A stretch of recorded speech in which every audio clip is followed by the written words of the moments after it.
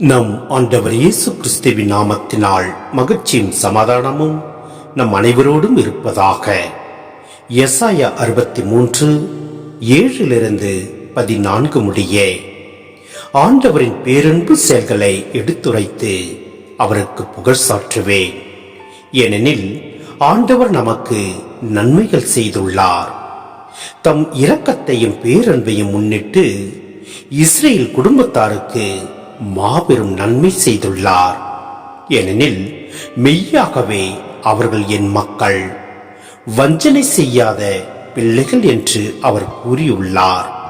மேலும் அவர் அவர்களின் மீட்பரானார். துன்பங்கள் அனைத்திலும் அவர்களின் மீட்பரானார். தூதரோ வனத்துதரோ அல்ல, அவரே நேரடியாக அவர்களை விடுவித்தார். தம் அன்பினாலும் இரக்கத்தினாலும் அவர்களை மீட்டார். பண்டைய நாட்கள் அனைத்திலும் அவர்களை தூக்கி சுமந்தார். அவர்களோ அவருக்கு எதிராக எழும்பி அவரது தூய ஆவியை துயருற செய்தனர். ஆதலால் அவரும் அவர்களின் பகைவராய் மாறினார். அவர்களை எதிர்த்து அவரே போரிட்டார். அப்பொழுது அவர் மக்கள் மோசேயின் காலமாகிய பண்டைய நாட்களை நினைவு கூர்ந்தனர். தம் மந்தியை மேய்ப்பரோடு கடலினின்று கரையேறியவர் எங்கே? அவருக்கு தம் தூய ஆவியை அருளியவர் எங்கே? தம் மாட்சிமிகு புயத்தால் மோசேயின் வலக்கையை நடத்தி சென்றவர் எங்கே? தம் பெயர் என்றென்றும் நிலைக்குமாறு அவர்கள் முன் தண்ணீரை பிரித்தவர் எங்கே? ஆழ்கடலின் நடுவே அவர்களை நடத்தி சென்றவர் யார்? பாலை நிலத்தில் தளராத குதிரை போல் அவர்கள் தடுமாறவில்லை. கால்நடை பள்ளத்தாக்கினுள் இறங்கி செல்வது போல் அவர்களும் இளைப்பாற ஆண்டவரின் ஆவி அவர்களை நடத்தியது.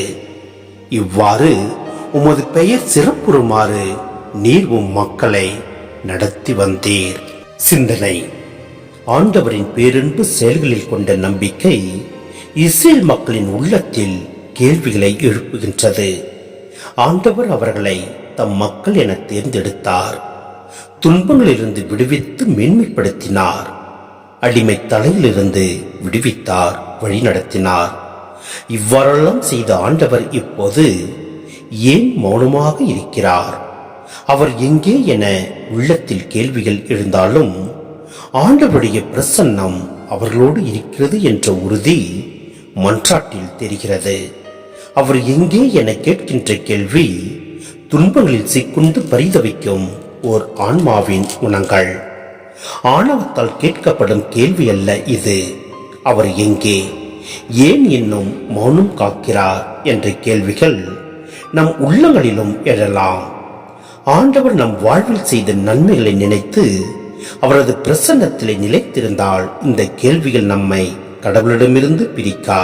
எனவே நம் வாழ்வில் பல வேளைகளில் பல துன்பங்களும் இன்னல்களும் சூழ்ந்திருக்க வேளையில் ஆண்டவர் எங்கே என்ற கேள்விகள் நமக்குள் எழலாம். அவ்வேளையில் நம் ஆண்டவர் நமக்கு செய்த நன்மைகளை நினைவு கூர்ந்து நன்றி கூறுவோம். தொடர்ந்து ஜெபிப்போம். எல்லாம் வல்ல இறைவன் நம்மை நிறைவாய் ஆசீர்வதிப்பார். ஆமென்.